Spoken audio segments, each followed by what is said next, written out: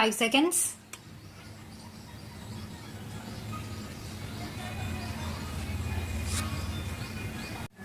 Sir, this is the time to look at the performance of the general physical situation.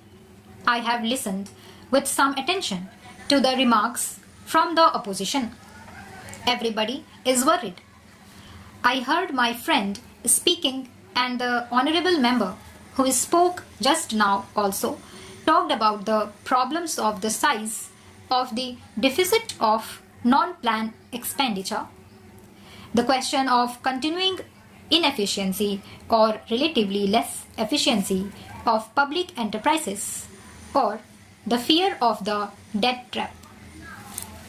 These are familiar battle cries on the side of the opposition. At the same time, if you heard the earlier debates, the demand on behalf of the state for the net added transfer of resources from the center to states is still growing. The pressure is mounting. There is a demand for additional subsidy and continuation of existing subsidies. Then, on the one side, we talk about efficiency in economic management. On the other side, we find different state government and particularly some of the neighboring state government indulging in populist approach towards repayment of loans from the banks or other sector of the government. Now, it is very difficult to reconcile the economic rationality of the demand and the economic rationality of the comments that the opposition members are trying to make.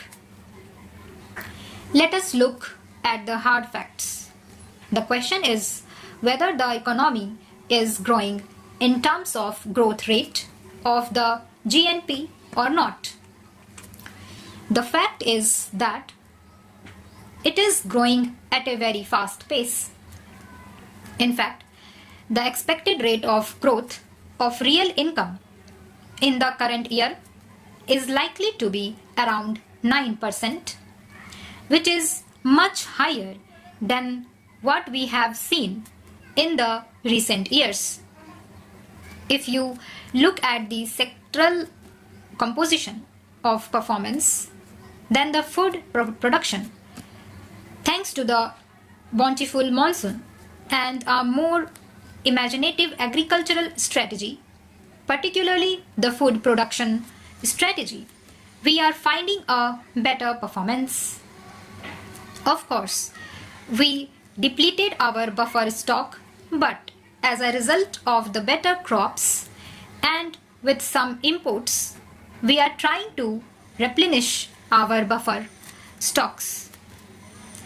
Industrial growth has been very encouraging, although in the last few months there has been a tendency at declaration, and we hope by the year end the things will level up and our performance in the industrial sector will be well above the recent performance.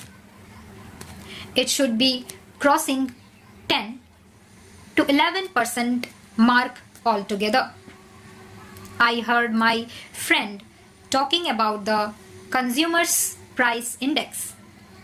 There is no doubt that it is in the rise in the consumer's price index that the consumer faces the real punch, but the increase has not been as alarming as we think. Particularly, if we look at the recent drought and the risks of likely increase in price, which did not take place. Now, so far as the consumer's price index is concerned, it is closely related to the liquidity in the economy. It is true that the liquidity is growing because disposable income has been growing because of different kinds of payments that we have committed, whether it is the sixth pay commission and the cascading effect of that in the rest of the economy, or the other salary settlements, dearness allowances, and all that. This leads to demand inflation. But on supply side, if our buffer stock position is right and releases are timely and adequate, all the operations both on the supply side and on the demand side of the buffer stock are efficient, then we should have no fears. It seems to me the very fact that the price index has not been rising at a very rapid pace shows that the supply management, so far as the essential commodities are concerned, has been somewhat efficient, and this has given us a relatively better balance with demand. Now, so far as the wholesale price index is concerned, it is very encouraging. As a matter of fact, there was a slight pressure, but if you take the latest figures, there has been a declaration there. What is particularly encouraging is that in the agricultural product group, the rate of increase in the wholesale price index has been much less compared to the non-agricultural commodity group. However, the fact remains that the resource position of the governments remains under strain. When we talk of resource position, we talk of three components. Number one, what is the rate of the domestic savings, particularly the net figures have been under serious stress. Fortunately, the household sector performance has been good, but the performance at the corporate sector level, and particularly the saving in the public sector of the corporate particularly, has been discouraging, and much more discouraging has been the rate of the saving in the government sector. So, this is one area where substantial correction is required in order to generate adequate resource for investment. The second component is related to revenue.